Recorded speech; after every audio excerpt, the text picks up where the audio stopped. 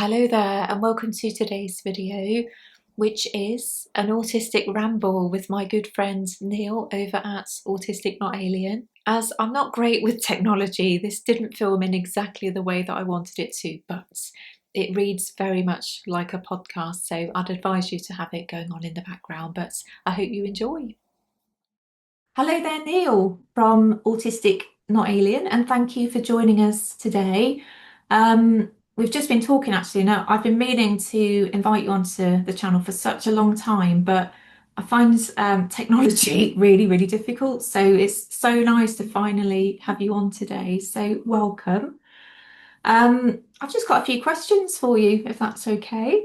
Yeah, sure. I just want to make sure you didn't capture all the swearing at the beginning because I dropped my phone. I'm going to cut that out. You're going to cut that out. Good. I'm You're not surprised I very wasn't good at swearing as technology, but well. yeah, I can't Um, hold a receptacle. Yeah, thanks for inviting me, Lizzie. Yeah, it's we were just saying before you press record how it just feels like we've known each other for years. Yeah, it's nice because, like you said, normally I'm nervous about these sorts of interactions, but with yourself, not nervous at all.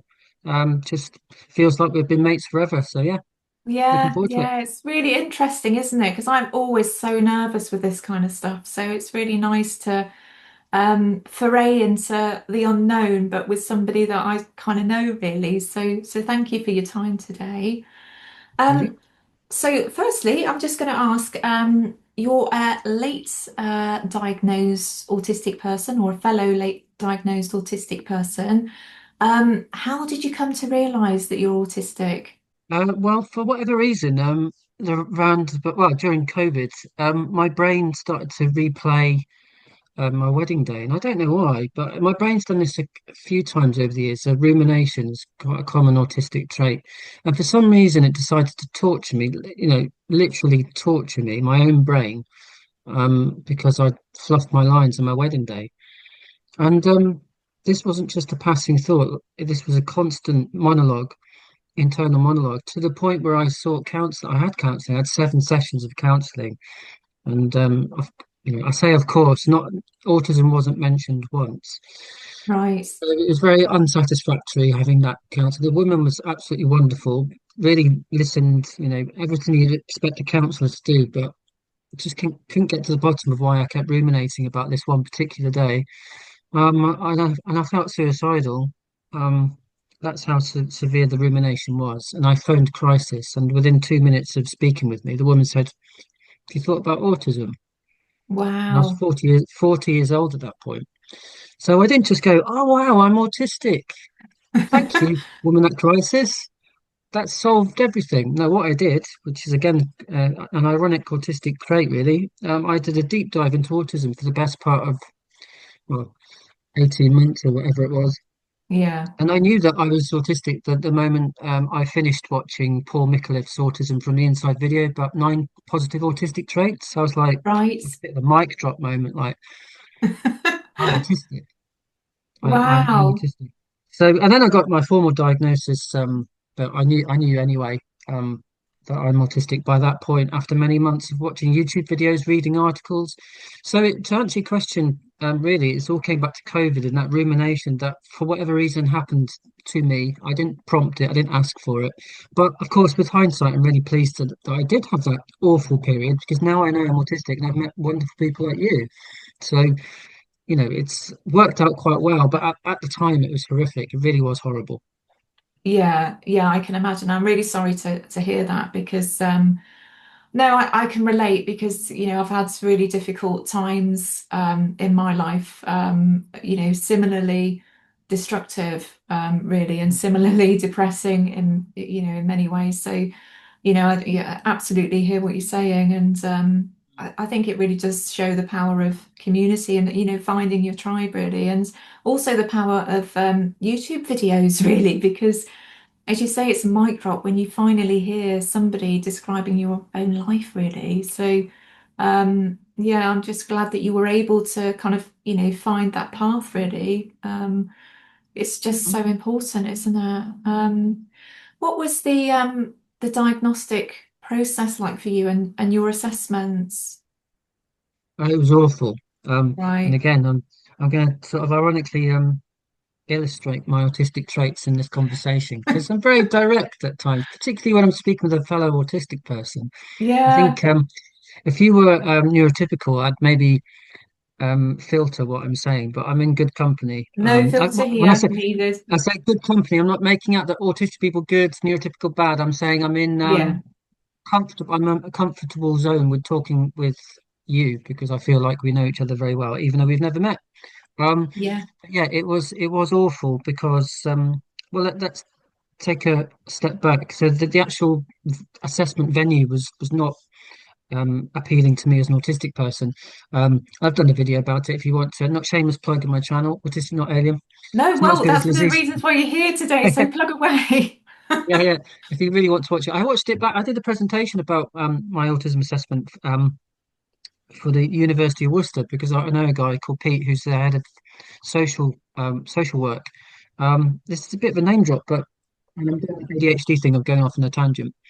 But the point I'm trying to make is I actually had to watch my own video back to remind myself of how awful the assessment process was for me. And I'm not Yeah, saying it is for everyone. I'm just talking from my own point of view, my own assessment, because lots of people have a good experience with their assessment. But the building, the reception area was noisy, the radio was on, the receptionist seemed bored to intercept me. I was given no instruction what's going to happen next, which for an autistic right. person just feeds into that anxiety. This was a massive deal for me, and yet it just felt like I was there to buy fish and chips, you know. Um, Yeah. People came in after me and were seen before me, which really irritated me. Oh, I hate that so much. Yeah, yeah, Yeah. yeah. It was just a nightmare within the first 10 minutes. The assessment, I felt that I could divulge lots of information, go off on tangents. I felt like I was in a comfortable space, but then I felt betrayed when I got my report because it was so pathologizing, making out that I was just a deficient human being. The language is very much about autism being a disorder. I talked too much about myself, and I didn't ask enough questions about my assessor, which I find absolutely bizarre, What? given that the whole point of the assessment was to learn about me and whether I might be autistic. To then read in an official diagnostic report that I don't reciprocate by asking the other person enough questions is again very irritating. Made me feel bad about being autistic, and and it just demonstrated a lack of understanding about autism, really, because of course, I got criticized for talking about my interest in music, and I thought people would establish rapport by sharing special interests, which I appreciate from an autistic point of view is a common trait. But I thought that that was a good way to establish rapport by asking whether my assessor was interested in music. I got criticized for that as well, and I'm like, you know what? So you were criticised for not asking questions, but I also know, yeah, criticised it's for quite asking contradictory, questions. really. So I do get that a diagnostic report is meant to sort of diagnose and help you establish where, a fault may lie and how you may overcome that. But, autism is a neurotype. I'm perfectly neutral about being autistic. I don't see it as a deficiency. I do understand that some people, yourself included, you can speak for yourself, but, can be disabled by being autistic, and I completely respect that. Um, Yeah. but you can be disabled. That's fine. A disability is not a bad word, but to pathologize autism in the manner in which it was done in my report is just not acceptable. Because being in my for 4 decades, I'd felt like a deficient human being anyway.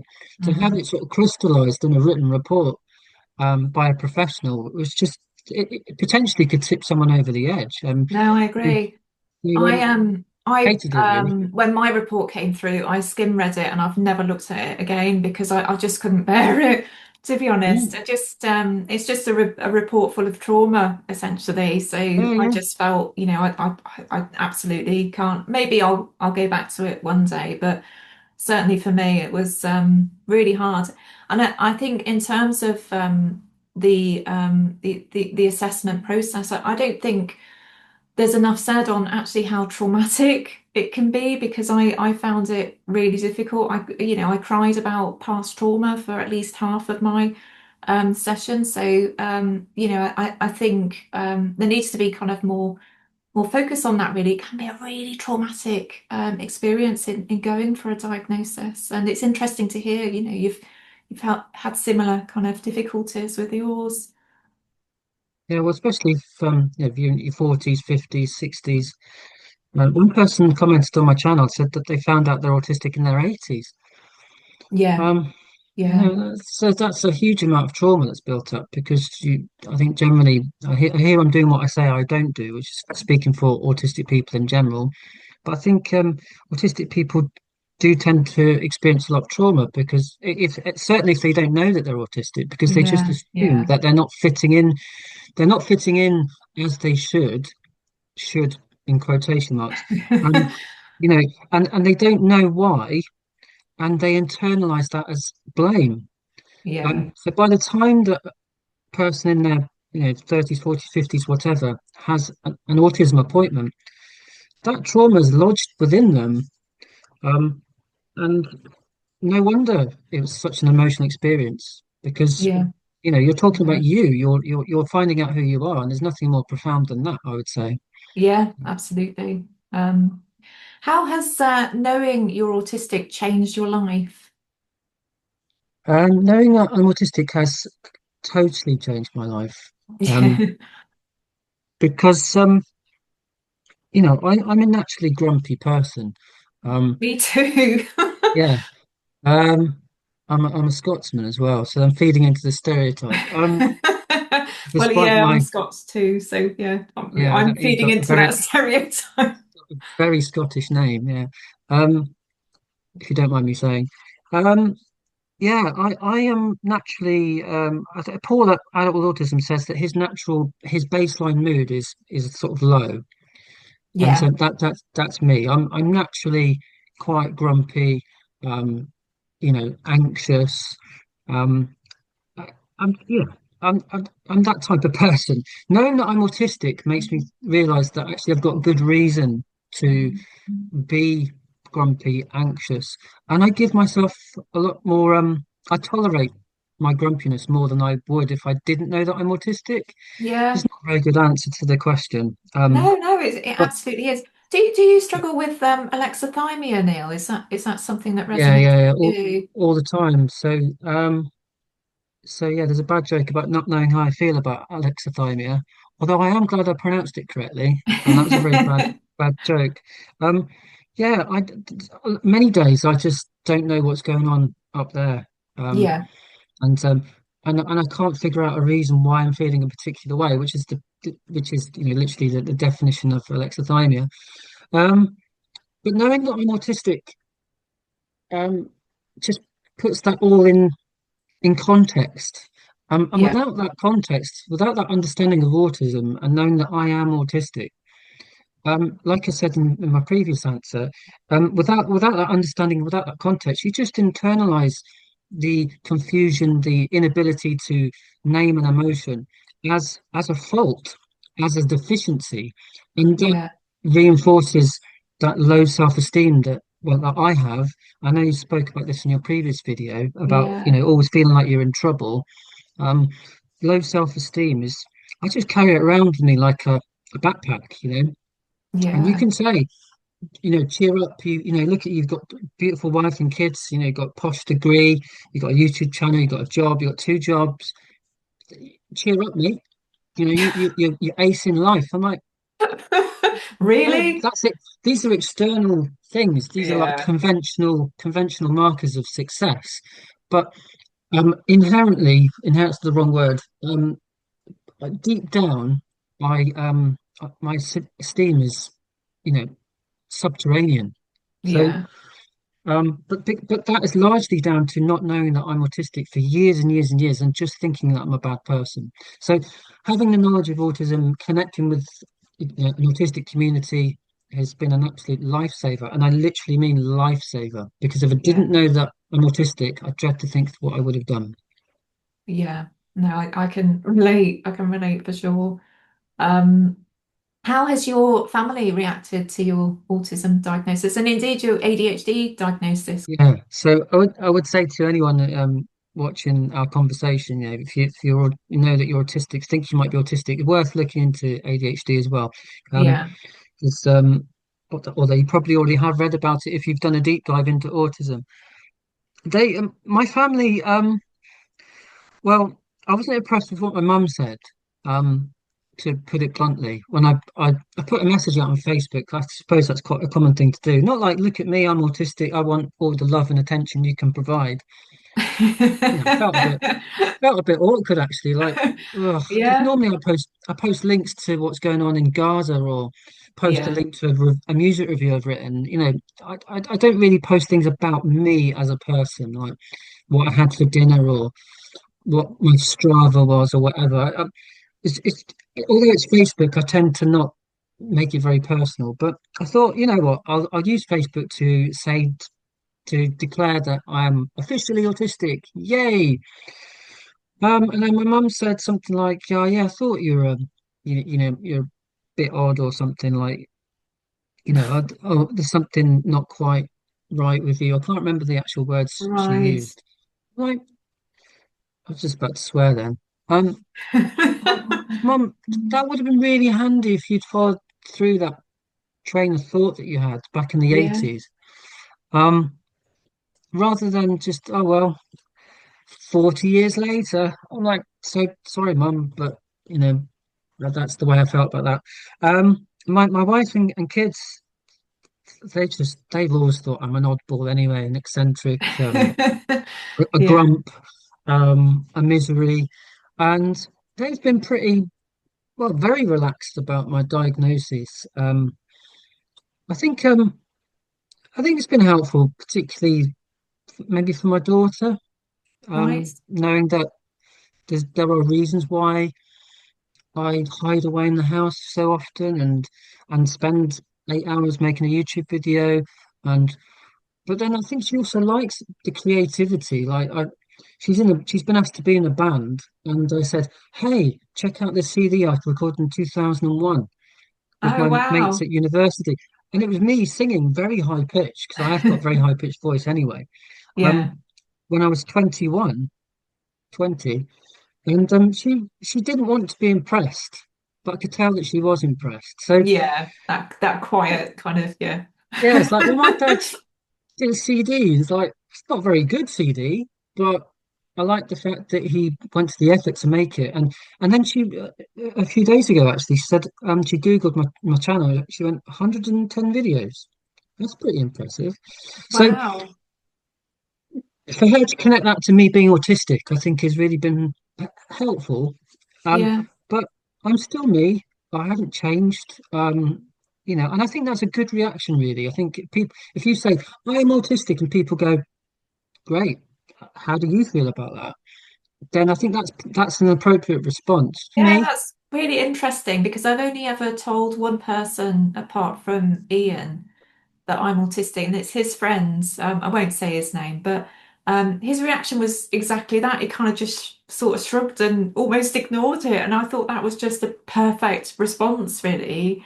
yeah, Because, I don't want any kind of huge reaction. And even with Ian, he was a bit surprised at my autism diagnosis, but he's kind of taken it in his stride, and it really has helped to explain, a lot of behaviors really that I just couldn't work out before as to, why I behave to X, Y, and Z. And it's just really helped us both, and it's helped Ian discover his own neurodivergence as well. He's absolutely got ADHD, but he wouldn't have known has I not gone through this process, because he wasn't sort of at that point in his life anyway, not very interested in sort of finding out more about himself. But yeah, he is more so now. But yeah, it's been sort of life-changing for both of us really. So yeah. Anyway. You briefly talked about your channel there, Autistic Not Alien. I have to say it's one of my favourite YouTube channels on YouTube, obviously by an autistic creator. So why did you set up your channel? um, well, can I just trump that claim by saying yours is my favorite channel, and I always make a point of checking what video you've posted every week. Oh. So I'm not trying to say, look at me, I think you're number one and I'm just in your top five. That's not right. I'm Well, just I'd say being you're honest with you. absolutely in my top tier. So yeah, yeah, very Yeah. much so. But no, I love your channel. Yeah. Why did I set up mine? because it sounds very worthy, but I kind of my blurb on my channel is my mission statement really, and it goes something along the lines of if one person feels comforted or included as a result of any of my videos, then my job has been done. And I achieved my mission with my first video. So everything else since then is a bonus, really. And Yeah, obviously, I mean, to again answer your question, I want more and more people to be comforted by my videos, to feel that they're a valid human being, to feel part of a community, perhaps for the first time in their whole life. Um, that's my main reason. And alongside that, I want to educate people about autism. I really want neurotypical people to watch my videos as well, because I yeah, want people to learn about autistic people, albeit only from my own singular autistic point of view. I can only mm, talk about being autistic from my own point of view. But I really I can't emphasize enough how strongly I feel about the more autistic voices being heard, the better. Um, yeah, the more YouTube channels, the more articles, the more films, the more books, the more songs. I mean, go off on a slight tangent, but you just imagine the amount of artists who are neurodivergent. I'm not saying autistic equals creativity, ADHD equals creativity, and it's a simple no, no, no, it's causal not. relationship Yeah, like that. But the proportion of creatives, not like yourself being a brilliant example, um, that is. I mean, my mate Alex, I'm looking at his painting on the wall, wedding present. I mean, it's just the most glorious landscape of the Yorkshire moors. I don't know I don't know how you do your models. Um, you know, that's brain wiring. That's just gives you perfect examples of how wonderful neurodiversity is. And yeah, I'm not saying that you're only valid if you have a skill. I should again stress that. no, no, no, But yeah, you're valid as you. You don't need to be good at something to be valid. But I'm just making the point that you know neurodivergent brains often lead to creative and wonderful things. yeah, Um, and I've yeah, YouTube channel. And to add what I've already said, I love being creative by editing, making the videos, writing music for the videos. So I do see it as some sort of public service, because I want to help people. But the selfish reason is I enjoy making videos. I can hyper focus on a video. I love being in that flow state, like Blindboy Boat Club, aka David yeah, Chambers says. He says it beautifully about being in this flow state. That is my perfect state of being, is creating something. And yeah, I do the ADHD thing of making a video and going, right, okay, it's done now. But then I can do another YouTube video. So yeah, it really suits me, the YouTube, because it's a solitary activity. It's a great distraction from the world because I find the world very stressful as an autistic person. Um, it ticks all sorts of boxes for me in terms of occupying my time. But the primary reason is to help other autistic people. That's why I make the YouTube videos. And if I stop tomorrow, then the videos are still there. It's a resource. So yeah. Yeah, and a fabulous resource it is too, thank you. Neil. You've got honestly a really good backlog of backlog, is that the right word? It is. Library is a nicer word of really useful and really well thought out videos, I'd say. It's Likewise, what is? I just hope your channel grows one day. It's for me, it's always a shame when I see small creators and I think, gosh, they just deserve so many more eyes on their work. And it's that's the thing about YouTube, isn't it? It's constant kind of frustration, really, in many ways. But I really hope to see your channel grow as it deserves to over the next, how many years. So I kind of pass. I quite like the size of the community that I'm in, to be honest. So I went through a yeah, period of being very bitter about how massive YouTube channels are, because fundamentally I don't want to work for a living. I want to just do what we're doing and then get paid for it. And I'm expecting a check, by the way. You know, people do that, don't they? I mean, the sort of what's his name? Owen Jones. I can't remember his name now. The political Owen pundit. Jones, Anyway, yeah, yeah. I mean, people who share their opinions and get paid for it. I'd love to do that. And I watch some YouTube. I've seen the progress of some YouTube channels, autistic YouTubers, And I'm like, why can't I achieve that? I went through a period of being quite bitter. Now I'm like, Yeah. I get in 300, 500 views, 700 views if I'm lucky. And I'm fine with that because I see the Yeah. same names come up again and again. Yeah. I feel like, well, that these people are my mates, you know. That I have a very similar mindset. It's all about community, and it is really Mm. nice to be able to recognize the same names kind of come up again and again, really. So it does, as you say, feel like you've got mates in the community, and that's how it feels, I think. So Yeah, yeah. so kind of the monetization and making some sort of living out of autistic YouTube kind of watched that ship sail by, really. I mean, it might change, Yeah. and I'll be like, great, quid's in, literally. But I'm just at the moment, I'm just sort of trying to check. Well, it's been tricky at work because I've been so busy. But Yeah. one video a week, if I can sort of just about do a video a week, if people watch it or not, I'm like, well, so be it. Yeah. But yeah, there was a while where I was thinking, why can't I be successful? But I think if you're chasing that success, then I know it's a cliche thing to say, but if you're chasing that success and that's your primary objective, then the videos are going to suffer for it. You just need Yeah, to well, for what it's worth, do I your think you best have work. got a successful YouTube channel. So, Yeah, you're well, reaching yeah. I your mean, it's been community. successful because my mission's been accomplished because one person Yeah. has felt validated because of one of my videos. Um, that really was the mission. Um, but I've had some fantastic comments. They mean the world to me. And this might sound really indulgent and self-congratulatory, but I've started to. I think someone suggested it actually. One of my regulars, one of my mates said, "Well, what you should do is you should keep the positive comments in the Word document." And I have started to do that. Um, Oh, yeah. and yeah, I mean, you can say well, that's really egotistical, but No, I I get think you because no, I think it's important to actually have good feedback yeah, because it keeps you motivated and it makes you want to contribute more. So no, I totally get that, and that's something that I might start doing right. because Well, you've had tons. You'd have a whole book of compliments. Um, you have to go back underneath all your videos. Yeah, I'd recommend it, Lizzie, because you were talking about negative comments in your previous video, and we all get them. That's what puts people off starting a YouTube channel in the first yeah. place, or one reason. You are going to get people being unpleasant. And I haven't had that many, to be honest, because I haven't had that many views. But there was one in particular really cut me deep.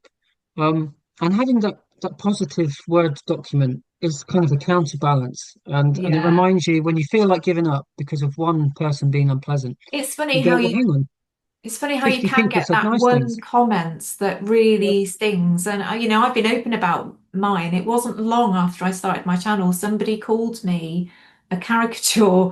And I think it's because I always look the same in my videos, or maybe it's not, I don't know what they meant by Hmm. that. But for whatever reason, it really stung because for me, it meant that I'm not an authentic person when actually my channel is all about being authentic. Finally in my life, I know that I'm autistic and I'm kind of sharing this with the community and people that are interested and to be called a caricature almost felt like they were calling me a charlatan. And Hmm. it really, really stung for a good time after. And it obviously still does because I still refer to it. But yeah, Hmm. I feel like there are just those comments. They don't happen very, very often, but they really bloody sting when they come through, Yeah, and they it's do. Yeah. it's hard to shake them off. Yeah. Because, like you said Um, in your video, if those are comments about you, whereas if someone criticizes one of your clay models, then you're kind of detached from it. It's because it's literally a clay model. yeah, It's not about yeah. but your person. It's not your Someone slags taste, off. mate. That's fine. Yeah. Yeah, it's not your thing. Like, I mean, it's weird to go on YouTube and just say negative things. And given examples, I'd made this really awful horror film of called Teddy Scare. It's I abysmal have because it's very seen that. yeah, It's yeah. really good. It was just something I had to sort of do to like creativity, like I talked about, just do a film and do the next project. And I had the best fun making that video. That is the point, that flow state. It was so much fun. The film Yeah. was dreadful, but that wasn't really the point. And then someone commented underneath the trailer. I even did a trailer for the film, even though the film's like 3 minutes long. And they said, this is a waste of time. I'm like, Well, it was a waste of time. You writing, it's a waste of time. Why not Yeah. go onto a YouTube video that you enjoy and say something nice about that YouTube video instead of going on Yeah. to a stranger's YouTube channel and saying that was a waste of time? Now, I could deal with that much more effectively than if someone said to me, as someone has said to me, "You're not really autistic." And that I was raging. I was like, Yeah. that's not taking that's not attacking a project that I've been involved in because like you say tastes differ, that's fine, it's subjective, but to actually sort of criticize my core being, I am autistic, to say, oh, you're just making it up, it's Yeah, just I've noticed. outrageous. I don't watch many videos by autistic creators these days because I've got a thing about creativity myself and I want to keep my content as fresh as possible. But occasionally I'll watch them and I've noticed a recent shift in creators describing themselves as they're self-identified as autistic rather than they're diagnosed as autistic. And Right. I totally get the reasons behind that. And I would do that myself and describe myself as a not self-identified, but a late identified autistic person. But I know I would get so much stick from blokes on the internet by saying you're not autistic. That Mm. I just am so reluctant to do that. But I think in an ideal world, I would much rather be able to describe myself as a late identified autistic person. But I think because it kind of I don't know, removes that formal status. It just is, it would open the floodgates, I think, for comments like that, just derogatory stuff that you're not autistic, you're just weird or whatever. But yeah, I've noticed a shift in some people doing that, which is interesting. And I totally understand the reasons why, but I just feel like I try and minimize the amount of stick that I get on YouTube because it is hard to deal with. And particularly if you've got RSD, yeah, it's about kind of just removing as sort of many barriers really as possible, really, for me. Yeah, I mean, I've always been super sensitive. And I don't know whether I'm inherently super sensitive because I'm autistic, or whether I'm super sensitive because I've endured decades of exclusion and Yeah, misunderstanding. I don't, or whether it's a combination of the two. So that it's down to experience and how I'm wired. But I'm the same as you. I'm super sensitive, and I will go out of my way to prevent any negativity. I hate yeah, conflict, which is very strange given that I've a job that involves a lot of negotiation and trying to overcome conflict. But there was a conflict in my house. My son, my undiagnosed autistic son, was being given a telling off by his mother, and deservedly so. But I had to remove myself from the vicinity because yeah. and for one thing, the volume. No, Oh and gosh, I'm not yeah, denigrating my wife at all. Something that had to happen, and I won't go into the long yeah, story. But but just any hint of conflict, I'm running away. And any criticisms, really buries deep within me, and it amazes me that people are not the same. That they just have they are criticized, and they're able. My daughter, for example, she's had some awful comments, and it's like water off a duck's back. And I wish I could be like my daughter. She's just like, yeah, that's done. yeah. And I'd I'm like, love to be wow, like that, how honestly. have you got that resilience? You haven't got that resilience from me. So Yeah, yeah. Okay, Neil, I'm going to read this question because I'll forget what I'm saying otherwise. As well as being an amazing content creator on YouTube, you're also a musician and a poet, and you may be other things as well that I don't know about. So what does creativity mean to you? And I think you have actually covered some of this already, but yeah, I'm not a professional like you. You're living a dream really because you made a career out of it. But well, I I had, and then mine I got allergic to clay.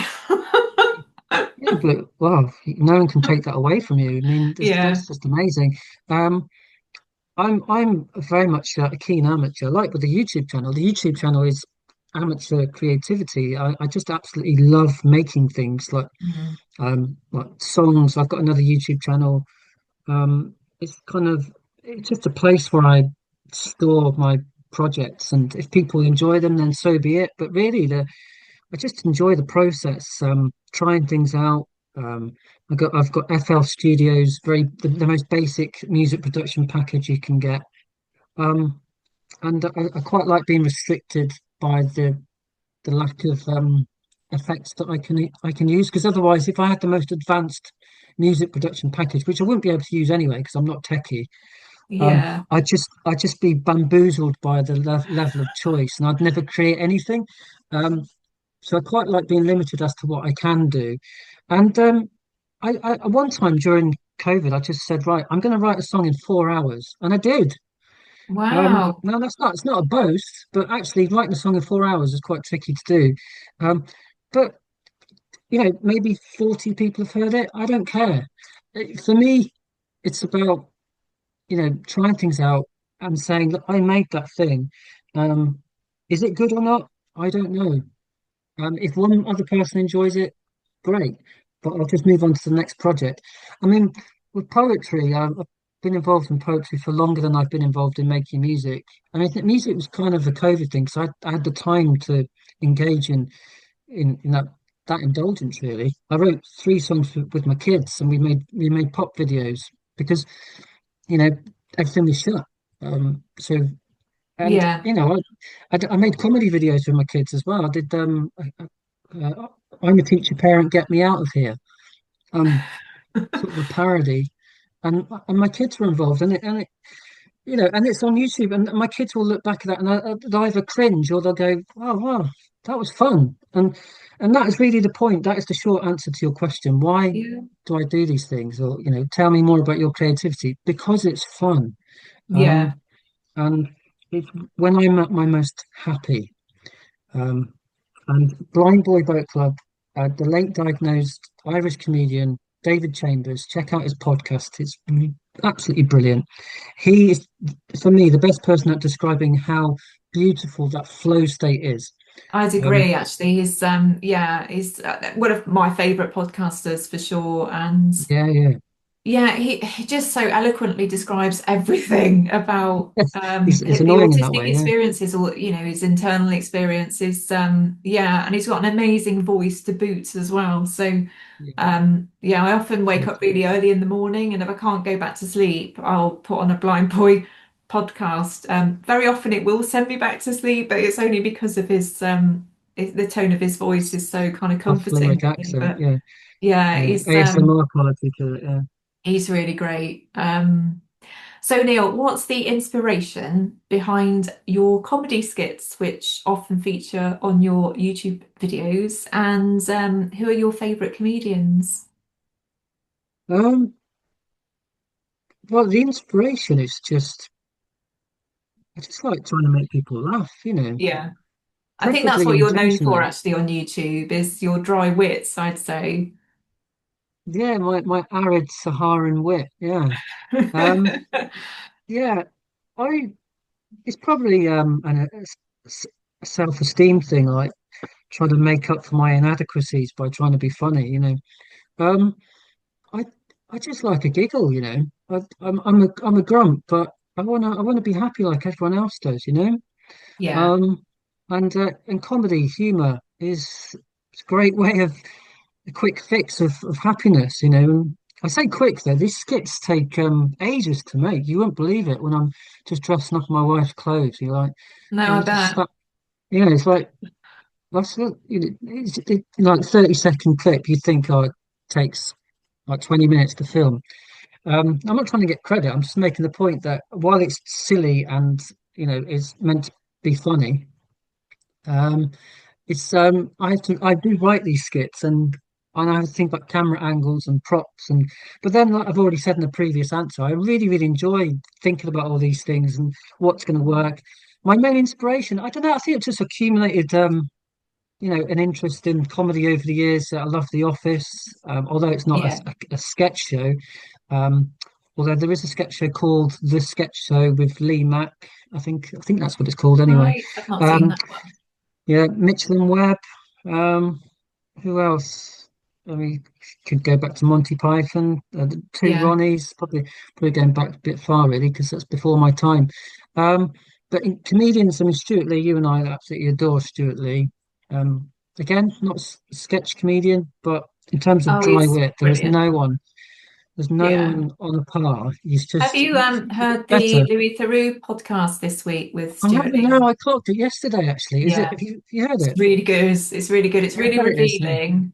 I yeah, think Louis has a knack of pushing things, at times when yeah. somebody isn't wholly comfortable about talking. So I think it's probably Stuart is, yeah, is most vulnerable, Break it maybe, down. and they have a good rapport as well. So yeah, Yeah, I'd thrusting recommend ADHD it. brain. I'll forget otherwise. Yeah, definitely. Yeah, I really ought to watch that because I enjoyed the Harry Hill episodes. Yeah. I Oh, think that's Harry brilliant. Hill. Yeah, Harry Hill's got a new podcast over on, but it's also recorded in a studio. You can see the pictures and hear the podcast. Anyway, I think it was the first episode of Harry Hill's new podcast with Stewart Yeah. Lee, and I think by far that episode with Stewart Lee is like the most popular. Um, that's not to denigrate the guests that came after him, but it just underlines how popular Stewart Lee is, and it's just a And I really think the thoughtful, rarity hilarious aspect as episode. well, because Stuart well, up until recently, very rarely did any publicity whatsoever. So I think it was just such a novelty, really, to be able to see him on something, because he's led such a quiet life outside of his comedy work, really. So it's really nice to see that he's kind of doing more stuff these days. He's doing more podcasts and stuff. So it's always a good thing to hear a bit more from Stu. So yeah, I've really enjoyed this kind of more open and transparent Stu that we've got to see recently. And he's a late realised autistic person as well, Yeah, and he alludes to it in at least one stand-up routine without actually mentioning the A word. It's quite interesting that he doesn't mention the A word. I'm sure there's a good reason why. he does talk about Um, this in the podcast with oh well, there we Louis. are then. Yeah, So yeah, it's and that monotone, that hyperfixation, that sense of justice, which is not, I'm not saying that's unanimous amongst all autistic people, but these are common autistic traits. You can see that in Stuart Lee, but whether he's autistic or not, he's my favourite comedian, and yeah. yeah, and who else? Oh, and another one, James Acaster. Oh Who yeah, yeah. I like I don't know if James. he's on the spectrum, but again, it doesn't really matter. He's just hilarious. Yeah, Just the wonderful take on things.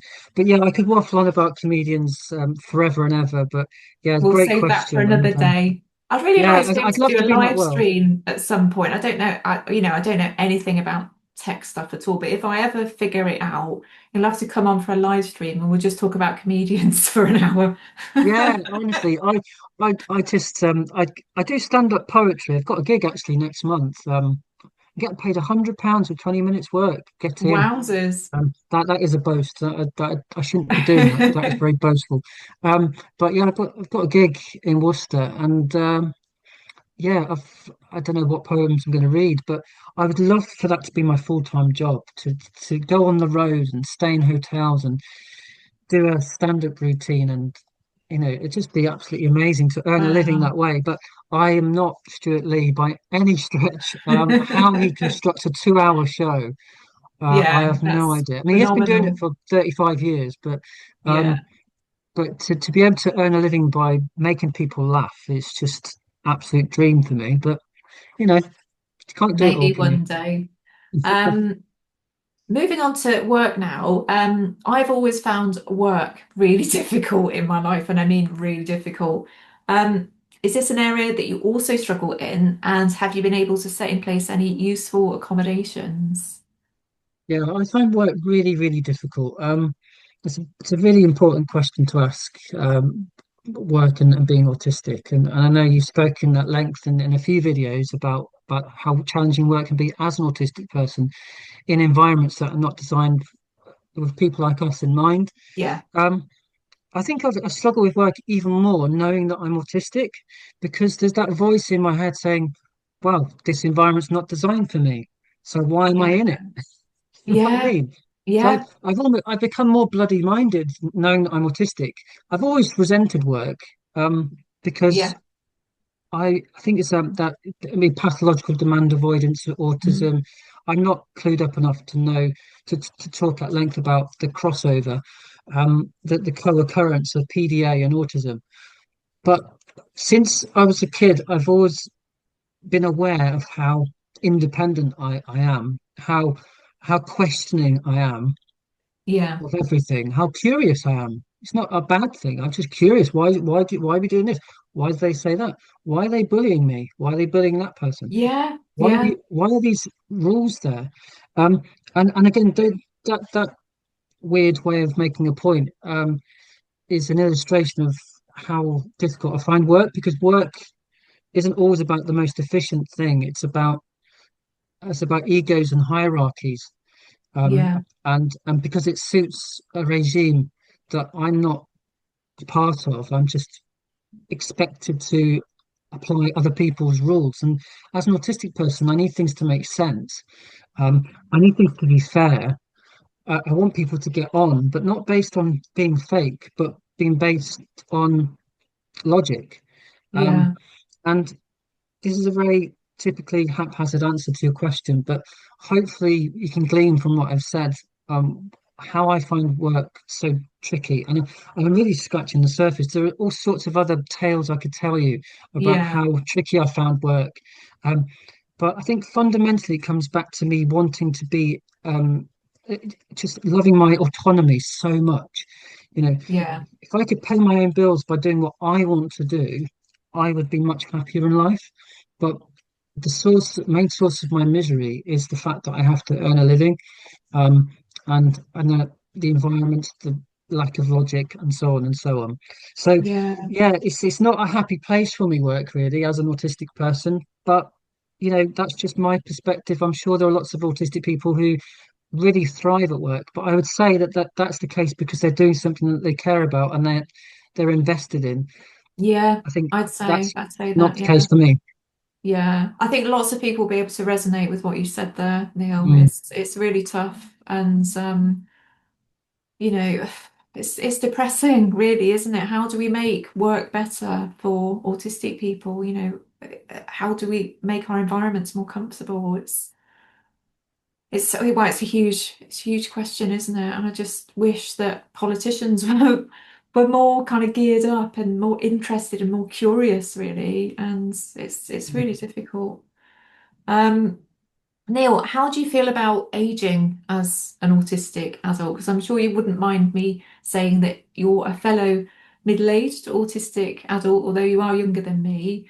Mm. I know it's something that I often give a lot of thought to, so I wondered how you feel about it. Yeah, and again, another good question. I vacillate between absolute resentment at the relentless march of time and complete indifference. Like, I could get hit by a bus tomorrow. It's been fun while it lasted, Yeah, albeit very difficult as an autistic person in a neurotypical world.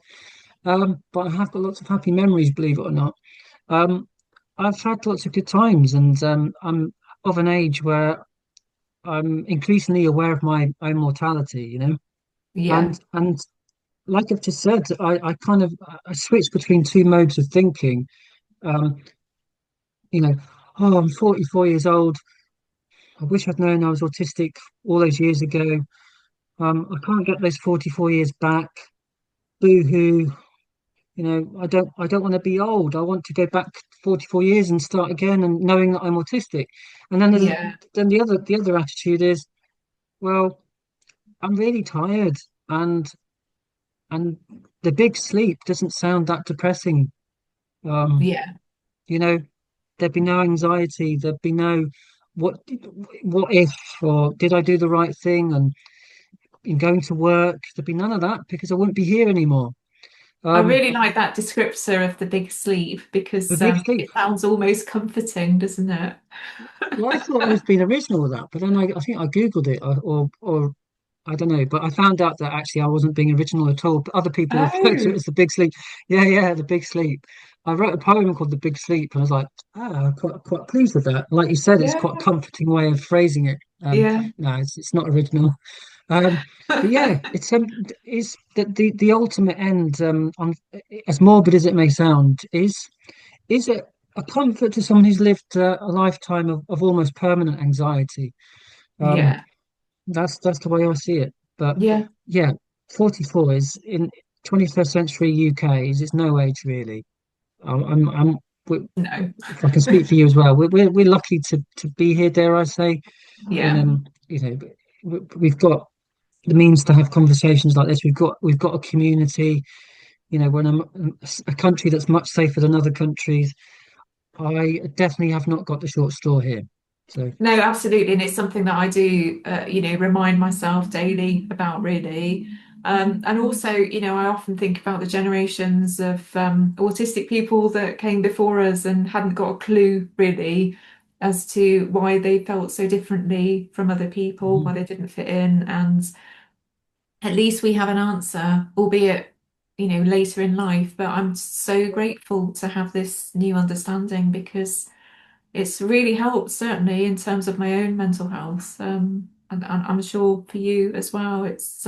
Yeah, But yeah, I really feel for previous generations. I often get caught in this kind of thought loop about it because I just can't imagine that life. Even my mum, um, she died at I think 45, and she absolutely was autistic, but she yeah, didn't know and had a dreadful time.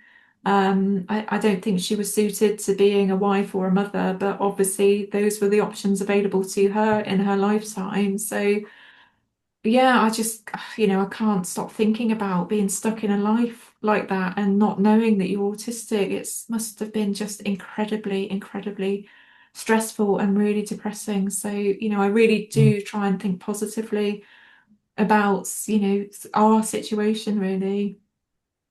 yeah. I think otherwise you'd go under. I think if you didn't Yeah, extract the positives, if you just thought everything's been stacked against you, you'd do yourself in. I think and like I said, we talked about Alexithymia. Some days I'm just like, why do I feel so down? I don't. yeah, It's like the world's against me. And on other days, I'm like, I'm autistic. I would rather have known years ago, but it could be a lot worse. I'm a lot more calm about things.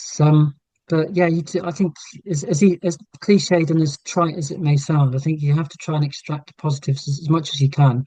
Um, yeah, and be grateful in a way that a belated it's a better late than never. I'd rather yeah. find out in my 40s that I'm autistic than not find out at all. That's what I'm trying to say. Yeah, I So, do want to put a caveat in here for the viewers because I always say this whenever I talk about my mum not being suited to being a parent. We know that many autistic people are amazing parents. It's just in my mum's case, she absolutely was not suited to being a parent. So I just wanted to add that in there mm, because it's important, really. So, Neil, can you tell me one thing that you love about being autistic? I'm sure there are many things. I'm not so sure actually. But maybe you tell me what's your favorite thing? I'll give me more thinking time. For What, me, what? it's absolutely my tenacity because I tend to be autodidactic, and I'm thinking even in terms of my creative work, I'm not very good at being told what to do or being taught what to do. I absolutely immerse myself in something. Mm-hmm. Even my clay models, I absolutely, taught myself how to do it. It took me 10 years to get to an aesthetic that I was happy with and felt, happy showing other people. But I do wonder if I wasn't an autistic person, would I have had that same tenacity and that same kind of bloody mindedness to be able to master this material? Because I don't know, I think maybe I'd have just got bored, tried something else. But it is that kind of almost laser focus and I don't get bored if I can't master something. If I really really want to learn how to do something, I'll invest that time, the 10,000 hours or whatever it may be, to really try and come to grips with something. And I've done that a few times in the creative kind of world, really, with different creative disciplines, really, but mainly with clay because I remember my first few blocks of clay, I just couldn't understand how people were able to make things out of it because it's a really difficult material to work with, polymer clay. But yeah, it's yeah, tenacity, I'd say, is what I'm really grateful for so to have. I can't imagine you looking at a slab of clay going, "What do you do with this?" I just can't imagine it because I'm No, I looking at your did, I models. I'm did. like, wow, it's like you knew instantly what you were doing. It's really funny to think of you looking at it going, what do I do? Because I'm looking at your models and they're amazing. Um, yeah, that's a great answer. Tenacity. Yeah, I do appreciate that about myself being autistic. Actually, it's a really good point. If I want something enough, I stick with it. So I'm just stealing your answer really. But I suppose in addition, I would say I do like my tendency to be honest. Yeah, It's got me into all sorts of problems, over the last 44 years. But I think it's a big part of why, I'm very lucky to be in such a great marriage. yeah, You I think my wife really appreciates that I'm honest, yeah. I'm loyal. Obviously, loyalty goes down well in marriage. I didn't come out right. Um, I'm consistent. I'm loyal. I'm honest. I call a spade a spade. I'm not interested in mind games. Um, I don't think. And obviously, my friends appreciate those aspects to my personality as well. Yeah. And I'd say because my wife actually, we did a video on my YouTube channel, and she got me thinking. I'm still thinking about it now about how much of my personality is down to me being autistic, and I still haven't figured it out because I've not thought it through properly. Mm. But am I honest and loyal, and consistent and so on because I'm autistic, or is that just because of the way I am? Not quite figured out, how much of it's down to autism, but I'm Yeah.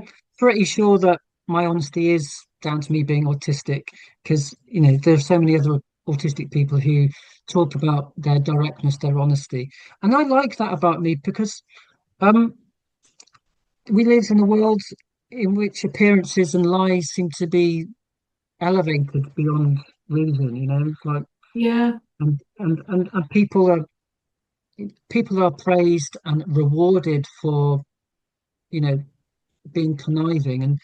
And I don't value that at all. I like honesty and I'm not saying I'm the better person. I'm just saying that I I appreciate when you or my wife or whoever is honest because I know where I stand. And as an autistic person, I want to know what's coming next. And if you're honest with me, I have to spend less effort trying to anticipate what's coming next.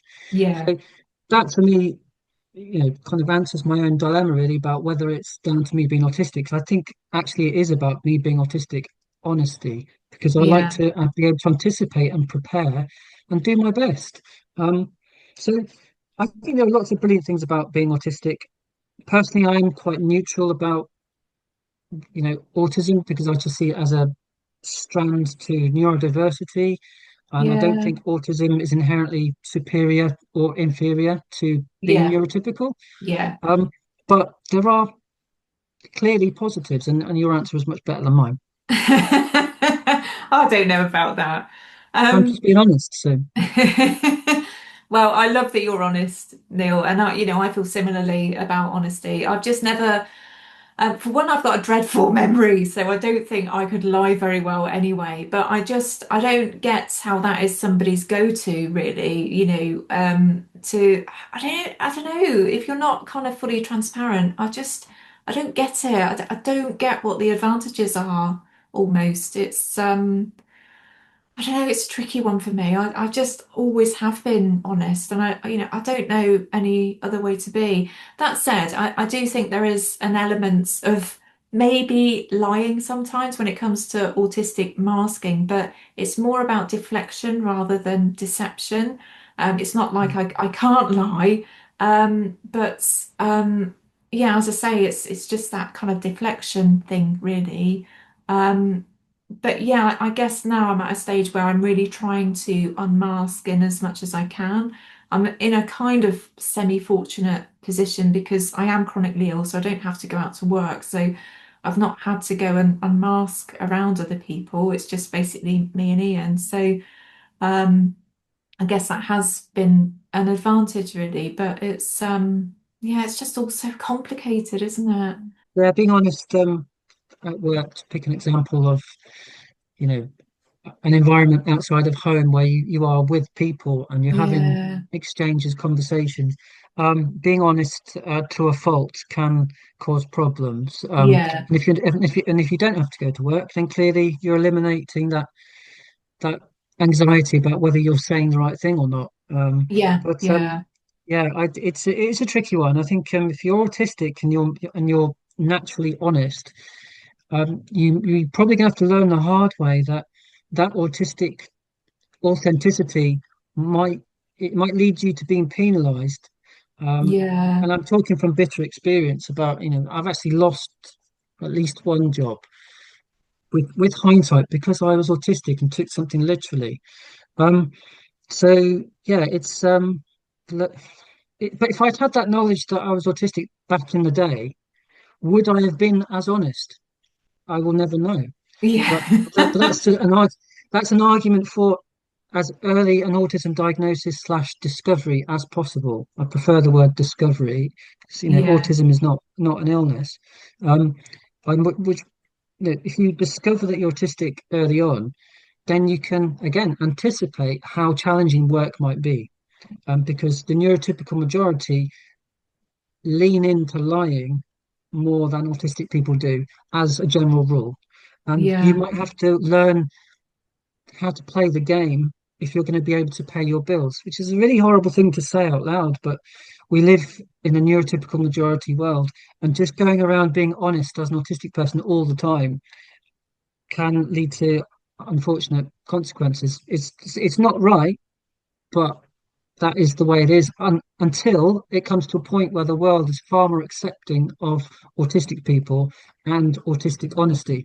And that's what you and I are in the business of doing, trying to create, do our little bit in the world to make the world a more accepting place for autistic people and our honesty. Um, Yeah. and it's sort of a drip drip effect, isn't it? In the long term, we won't have to worry, oh, should I be honest? Because the world will appreciate our autistic honesty. But we're not quite there yet. The final question for today is, would you rather go to a library or a party? So the hidden question. Yeah, I think you know the answer to that one. Um, yeah, I'd rather go to the library. I'd make a beeline to the poetry section. Right. Then I'd probably get distracted and end up reading a biography or something. Um, yeah, I mean, parties aren't, they're not evil by definition. They're just, it's about variables for me as an autistic person. I kind of do like the sort of the Terminator sort of landscape sweep, like checking out the landscape, like looking for threats. You know, who do I need to be mindful of? How am I going to address that person? And how am I going to get away from that person? And Yeah. you know, what's acceptable to say, and you know, and then the thing is, if I get into a conversation at a party, and then what normally happens with me, I've become like in this interview, not interview, well, it is an interview, isn't it? A conversation. Um, Normally what happens is I gabble away, and then when I'm at home, I'm like, oh, I talk too much, and I do that sort of post-mortem. It can Yeah. go on for weeks, it can go on for months. Like I said, Yeah. what led to my autism discovery was um, a very, very delayed post-mortem um, on a particular day, my wedding day. And I do that with parties. I will go to a party, I will have a conversation, and then I will analyze it as if you would a poetry text. For in sentence three, I should have said this. And what did they mean? And I used to think that this was normal behavior Yeah. until I'd done a deep dive into autism over a period of years. I was like, this is not normal behavior. This is my autistic behavior. So if if I don't go to a party, I don't have to expend that mental energy trying to unravel what I meant, what they meant. If I'm in a library, it's usually peaceful, and I'm engaged in a special interest, which is going to be reading about John Clare, you know, 18th century. No, got that wrong. He's born in the 18th century, 19th century Victorian poet. Um, and I just read about him or read about, I read a book about films. Um, because this is busy. You said it in your previous video. I think you did anyway, or one before that. Our minds are very busy, and Yeah, I can keep myself occupied for days, weeks, months without seeing a human being. No disrespect, I'm loving this, but I I can just occupy myself with my own thoughts. Um, Other people I find are unpredictable, and yeah, as an autistic person, I like predictability. So yeah. that's a very long answer to your question, but hopefully the tangents, you know, give I thought that might a be the sound case. response. Yeah, yeah. And I just in my tangents has, if anyone's endured the last, 70 minutes, um, and seen me go off on all these tangents, that is my point about having a busy brain. Yeah, I'm constantly making connections. I think this one reason why I enjoy comedy so much, because comedy is often about comparing two very different things and finding a similarity and making humor out of that. Um, yeah, you yeah, know, and puns and things like that. It's about similarity and differences and pattern seeking. My brain is constantly thinking about patterns and coincidences and opportunities for humor and, you know, connections. With all that going on, do I really want to go to a party where I might be talking about someone's new baby? No, I don't need it. And yeah, the thing is, if they encourage me, I'll end up talking about John Clare, yeah. something that they're not interested in, and I'll embarrass myself. So, I couldn't imagine going to a party not absolutely drunk out of my head, to be honest. I just could not do it and then there's these that, then there's days. the booze. Yeah, Yeah, because you're off the pop these days, but I absolutely love a drink. And Yeah, I've been overdoing it quite recently, and I do love a drink. And again, of course, the filters are removed, and that's why people. That's one reason why people drink. And certainly, as an autistic person, you did a brilliant video about alcohol and being autistic. Um, and when you have your late discovery of being autistic, late discovery that you are autistic, and then you look back to those parties and wonder why you did get so hammered, and say those ridiculous things. A lot of it does come to being autistic, not knowing that you are autistic and trying to fit in. But yeah. then, of course, by trying to fit in, um, as an autistic person, you end up saying things that you regret later on. So, lively, definitely, but I'm not saying don't go to parties. But if it is a party, make it a quiet one with about three or four people and a very Perfect. clear finish point and taxi pre-booked and organised fun. Yay for organised fun. Yeah, that sounds great to me. Yeah, the smaller the better, and with a bit of alcohol maybe. I just couldn't imagine partying these days without it, really. But yeah, it's been my social crutch anyway throughout my whole life. But anyway, Neil, thank you so much for your time today. I'm really sorry to have been taken up 70 minutes. I No, wasn't no, sure how careful. much this, So good. how No, long it's this like would go I on. do. It's just great just to be able to have a ramble like this. I had such a great time chatting to Neil, and I hope you enjoyed it, and I'm sure that you did. So, thank you for watching. Give it a like if you got this far, and I'll see you again soon.